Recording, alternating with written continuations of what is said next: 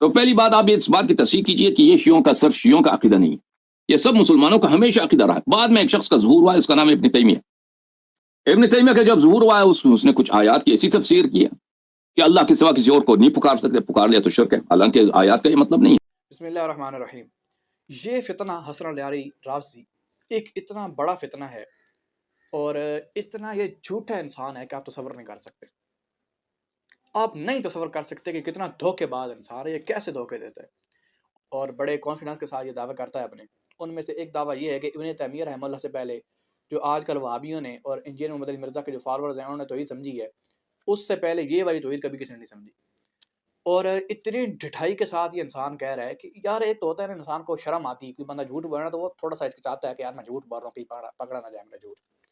لیکن یہ اتنا بغیرت انسان ہے کہ جھوٹ بھی بولے گا نا تو اس کا کانفیڈنس جو ہے وہ مزید بڑھ جائے گا۔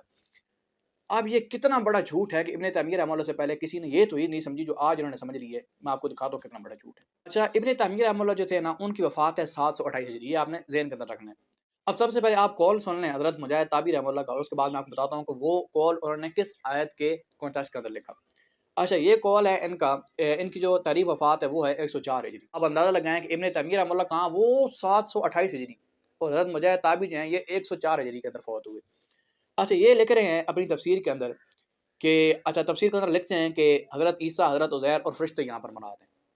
کہاں پر حضرت عیسیٰ، حضرت عزیر اور فرشتے مراد ہیں، یہ آیت پہلے آپ سنیں، پھر آپ کو سمجھ آئے گی کہ کس کس نے کس کو کیا لکھا اور کس نے توحید سمجھی اور کس نے بغیرتی کی اور کہاں سے بغیرتی شروع ہوئی۔ یعنی یہ جو مشرکانہ عقیدے تھے یہ گاڑ لیے گئے اور پھر کہا کہ کسی نے آج تک یہ لکھا ہی نہیں۔ حضرت مجاہد طابی رحمہ اللہ اس آیت کے کانٹیکسٹ کے اندر لکھتے ہیں، آیت ہے سورہ بنی اسرائیل کی آیت ہے، آیت نمبر 57 اور 58 کہ قُلِ ادْعُوا الَّذِينَ زَعَمْتُم مِّن دُونِهِ فَلَا يَمْلِكُونَ كَشْفَ الضُّرِّ عَنكُمْ وَلَا تَحْوِيلًا، کہ اے مشرکو جن کو تم نے اللہ کے علاوہ گمان کر لی ہے نا، یعنی تمہارا یہ گمان ہے کہ وہ مشکلیں دور کر سکتے ہیں، وہ عبادت کے لائق ہیں، تم ان کو پکارتے ہو، من دونی اللہ کے علاوہ جتنے بھی ہیں، فلا یملکون کشف الضر عنکم ولا تحویلا، وہ مالک نہیں ہے کہ تم سے کوئی جو ہے وہ برائی دور کر دیں، کوئی مشکل تمہاری دور کر دیں، ولا تحویلا، اور نہ اس چیز کے مالک ہیں کہ وہ تم سے تمہاری جو مشکل ہے یا تمہاری کوئی جو تم پر کوئی برائی آئی ہوئی ہے اس کو پھیر دیں، اس چیز کے مالک نہیں ہے وہ۔ اچھا، اب مالک نہیں ہے، اب یہاں پر جو ہے نا وہ سب سے بڑی جو چال کھیلی جاتی ہے، کیا کہتے ہیں کہ بریلوی حضرات ہوں یا پھر یہ ہو حسن علی یاری، یہ لوگ کہتے ہیں کہ یہاں پر جو من دونی ہے نا، یہاں سے مراد بت ہیں، انا للہ و انا الیہ راجعون۔ اللہ تعالیٰ فرما رہے ہیں کہ اللہ تعالیٰ کے علاوہ جن کو بھی پکارتے اور یہ لوگ کہتے ہیں یہاں سے مراد بت ہے۔ اچھا، اسی سے اگلی آیت پڑھیں، اگلی آیت میں آپ کو پتہ چل جائے کہ یہاں پر مراد جو ہے وہ بت ہیں یا کیا ہیں۔ پھر میں آگے اس کے بعد آپ کو 10 حوالے بھی دیتا ہوں معتبر ترین مفسرین جو ہیں ان کے، لیکن آپ اگلی آیت پہلے سنیں۔ اچھا، اگلی آیت کے اندر آتا ہے کہ اولئک الذین یدعون یبتغون الی ربہم الوسیلۃ ایہم اقرب ویرجون رحمتہ ویخافون عذابہ ان عذاب ربک کان محذورا۔ اللہ اکبر کبیرہ۔ اللہ تعالیٰ فرماتے ہیں کہ اللہ کے علاوہ جن کو پکارتے ہو نا،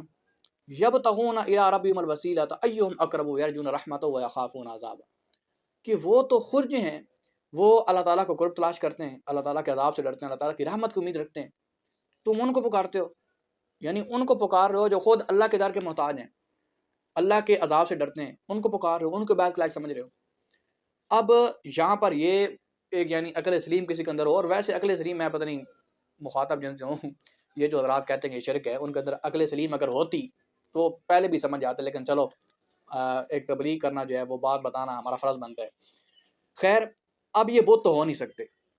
اچھا، سب سے پہلے تفسیر مجاہد 104 ہجری متوفہ، یہ لکھتے ہیں مجاہد رحمہ اللہ تابعی جو ہیں، یہ لکھتے ہیں کہ یہاں پر مراد حضرت عیسیٰ علیہ السلام اور حضرت عزیر علیہ السلام اور فرشتے ہیں۔ اچھا، قرآن کہہ رہا ہے کہ نفع نقصان کے مالک نہیں، ٹھیک ہے، اور اس کے علاوہ تفسیر مجاہد، تفسیر ابن ابی حاتم متوفہ یہ جنہوں نے لکھی ہے 327 ہجری، اس کے علاوہ تفسیر بغوی متوفہ 510 ہجری، اور ابو منصور ماتریدی متوفہ 333 ہجری۔ ان سب نے لکھا ہے کہ اس آیت کے اندر حضرت عیسیٰ علیہ السلام مراد ہیں، فرشتے مراد ہیں، جن مراد ہیں، اور حضرت عزیر علیہ السلام مراد ہیں۔ قرآن کہہ رہا ہے کہ وہ نفع نقصان کے مالک نہیں، ٹھیک ہے، اور مفسرین ان کی جو ہے معتبر مفسرین جو ہیں ابن تیمیہ رحمہ اللہ سے جو پہلے گزرے ہیں، وہ اس آیت کے اندر انبیاء اولیاء کو شامل کر رہے ہیں، یعنی انبیاء اولیاء اہل سنت والجماعت کے ہاں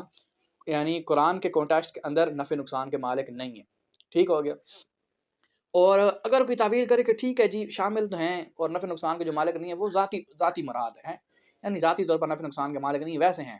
انا للہ و انا الیہ راجعون۔ یہ جو اتنی گندی تعویل کی جاتی ہے جس کے ذریعے پھر شرک کو پروموٹ کیا جاتا ہے اور کہا جاتا ہے کہ تم شرک کرو، عطائی مان کر شرک کرو، یہ کوئی شرک نہیں ہے۔ حالانکہ صحیح مسلم کے اندر حدیث ہے کہ مشرکین مکہ جو تھے وہ بھی عطائی مانتے تھے۔ اس کے علاوہ شاہ ولی اللہ محدث دہلوی رحمہ اللہ جو انہوں نے بھی لکھا ہے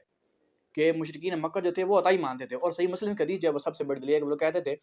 لبیک اللہم لبیک لا شریک لک لبیک الا شریکا هو لک تملک وما ملک، اے اللہ تیرا کوئی شریک نہیں ہے مگر وہی شریک ہے کہ جس کا تو مالک ہے اور وہ کس چیز کے مالک نہیں ہے۔ یعنی تو نے ان کو عطا کیا ہے، تو نے خود ان کو بنایا ہے، تو نے خود ان کو مالک بنایا ہے، وہ کس چیز کے مالک نہیں ہے ذاتی طور پر۔ قرآن پاک کی آیت مرادہ فرمائی کہ کل اتعبدون من دون اللہ ما لا یملک لکم ضرا ولا نفع، کیا تم اللہ تعالیٰ کے علاوہ ان کی بات کرتے ہو جو تمہارے نفع نقصان کے بھی مالک نہیں ہیں؟ اچھا، اب ان کی کرتے ہو، ان میں کون کون شامل ہے یہ میں آپ کو بعد میں بتاتا ہوں۔ پہلے آپ یہ سمجھیں کہ اللہ تعالیٰ فرما رہے کہ ان کی بات کرتے ہو، تو دعا بھی بالاتفاق کی بات ہے، اور امام راضی رحمہ اللہ لکھتے ہیں کہ دعا ایک ایسی عبادت ہے کہ جس کے ذریعے بندہ اللہ کے قریب ہوتا ہے، ٹھیک ہے۔ اچھا، اب وہ کون لوگ ہیں یہ آپ ملاحظہ فرمائیں، پہلے آپ کو میں بات میں بتاتا ہوں۔ پہلے تو تفسیر قرطبی، تفسیر بحر العلوم، تفسیر کبیر، تفسیر مدارک، تفسیر ابو سعود، تفسیر بحر المحیط، یہ لکھتے ہیں کہ اس کے اندر انبیاء اولیاء شامل ہیں، یعنی انبیاء اور اولیاء بھی نفع نقصان کے مالک نہیں۔ اب یہاں پر جو بات سمجھنے والی ہے، یہ بات اگر آپ نے سمجھ لی نا تو آپ کو سمجھ آ جائے گی کہ حقیقت کیا ہے مسئلے کی۔ ویسے تو مفسرین نے لکھا ہے کہ من دون اللہ کے اندر تمام مخلوقات شامل ہے، ٹھیک ہے، اور خصوصاً انبیاء اولیاء کے شامل ہونا میں نے آپ کو 10 حوالہ جات کے ذریعے یہ سمجھا دیا ہے کہ انہوں نے لکھا ہے، جو معتبر ترین مفسرین ہیں انہوں نے لکھا ہے کہ انبیاء اولیاء اس میں شامل ہیں، ٹھیک ہے۔ تو وہ تو شامل ہیں ہی ہیں کیونکہ وہ میں نے حوالے دے دیے، لیکن اس کے علاوہ جو زیادہ تر جمہور ہیں، کیونکہ میں نے ساری تفاسیر نہیں پڑھی تو جتنی معتبر تفسیریں تھیں میں نے وہ پڑھی، تو ان سب نے لکھا کہ من دون اللہ کے اندر جو ہے وہ کیا کہتے ہیں کہ اللہ کے علاوہ ہر چیز شامل ہے، یعنی جس جس کی بات کی گئی ہے عبادت کی جائے آگے تو وہ شامل ہے، ٹھیک ہے۔ یعنی اگر کوئی گلاس کی بات کرتا ہے تو وہ من دون اللہ کا گلاس بھی آ جائے گا، ٹھیک ہے، کیونکہ اس کی بات کی جا رہی ہے۔ اچھا خیر، اب یہاں پر سمجھیں کہ ذاتی اور عطائی تعویل کے کیسا لگانا کر رہا ہے اس آیت سے، ٹھیک ہے۔ جس طرح انبیاء اور اولیاء سے اختیارات کی نفی ہو رہی ہے قرآن کے اس من دون اللہ کے اندر، یعنی قل اتعبدون من دون اللہ ما لا یملک لکم ضرا ولا نفع، ٹھیک ہے، اسی طرح سورج کے اختیارات کی نفی ہو رہی ہے کہ سورج کے پاس بھی اختیارات نہیں ہیں کہ وہ تمہارا الہ ہو یا وہ تمہیں کوئی جو ہے وہ نفع نقصان پہنچائے، نہیں، مالک نہیں ہے۔ بت بھی اس کے اندر شامل ہیں، ٹھیک ہے، اس کے اندر انبیاء اور اولیاء بھی شامل ہیں، اس کے اندر چاند بھی شامل ہے، اس کے اندر آگ بھی شامل ہے۔ تو اگر بندہ یہ کہے کہ یہاں پر جو اختیارات کی نفی ہے وہ عطائی طور پر ہے، تو رزلٹ آپ کو پتہ ہے کیا نکلتا ہے؟ انا للہ و انا الیہ راجعون۔ اتنا یعنی کہ یہ لوگ اپنی بکواسیات جو ہیں وہ قرآن پاک سے جو ہے نا وہ ثابت کرنے کی کوشش کرتے ہیں، معاذ اللہ معاذ اللہ۔ رزلٹ یہ نکلتا ہے اگر یہ تعبیر کی جائے کہ آگ بھی مشکل کشا ہے، سورج بھی مشکل کشا ہے، اور کیا کہتے ہیں کہ بت بھی مشکل کشا ہیں، نفع نقصان کے مالک ہیں، لیکن عطائی طور پر، ٹھیک ہے۔ کیوں؟ کیونکہ آپ نے خود کہا ہے کہ اس کے اندر جو نفی ہو رہی ہے وہ تو ذاتی کی ہو رہی ہے، تو اگر ان سے بھی نفی ذاتی کی ہو رہی ہے تو عطائی طور پر تو وہ پھر ہے نا۔ اور بالاتفاق جب سب کو شامل ہے، یعنی بتوں کو بھی آیت شامل ہے، انبیاء اولیاء کو بھی شامل ہے، اور سورج کو بھی شامل ہے، آگ کو بھی شامل ہے، تو تمام سے جو نفی کی گئی ہے وہ ماننا پڑے گا کہ عطائی کی گئی ہے، یعنی نہ وہ عطائی طور پر مالک ہے نہ وہ ذاتی طور پر مالک ہے، مالک ہیں ہی نہیں۔ اگر ہم کہیں کہ ذاتی طور پر مالک نہیں ہیں، عطائی طور پر مالک ہیں، اور پھر یہ کہیں کہ یہ جو ہے وہ صرف انبیاء اولیاء کے لیے ہے، تو اس پر کوئی دلیل نہیں ہے، ٹھیک ہے۔ تفسیر مجاہد جو ہے یہ سب سے پہلے جو معتبر تفسیر ہے 104 ہجری کے اندر لکھی گئی، اس سے لے کر آج تک یا چلو خلافت عثمانی کے دور تک کہہ لیں کہ جتنے بھی معتبر مفسرین تھے کسی ایک نے بھی نہیں لکھا کہ جو انبیاء اولیاء سے جو ہے نا وہ اختیارات کی نفی ہو رہی ہے وہ ہو رہی ہے ذاتی طور پر، اور باقی جو ہو رہی ہے وہ ہو رہی ہے عطائی طور پر، کیونکہ اس پر کوئی دلیل بھی نہیں ہے۔ کسی نے کیوں لکھنا تھا معاذ اللہ؟ کسی ایک بھی معتبر مفسر نہیں لکھا، ٹھیک ہے، اور اگر کسی نے ایک آدمی نے لکھ بھی دیا ہو تو اس کو فرق نہیں پڑتا، کیونکہ یہ عقیدہ قرآن کے بھی خلاف ہے اور جمہور مفسرین کے بھی خلاف ہے، علماء اہل سنت والجماعت کے جو ہیں، اور جمہور علماء احناف جو ہیں ان کے بھی خلاف ہے یہ مسئلہ۔ اور یہ اگر سیرت بندہ نبی اٹھا کر دیکھنا تو پتہ چلتا ہے کہ اب دیکھیں نا، قرآن کہتا ہے کہ نبی علیہ السلام فرماتے ہیں کہ قل انی لا املک لکم ضرا ولا رشدا، اور ایک جگہ تک کہ قل لا املک لنفسی نفعا ولا ضرا الا ما شاء اللہ، کہ میں اپنے نفع نقصان کا بھی مالک نہیں ہوں۔ لو کنت عالم الغیب لاستکثرت من الخیر، اگر میں غیب جانتا ہوتا تو بڑائیوں کو بڑھا لیتا،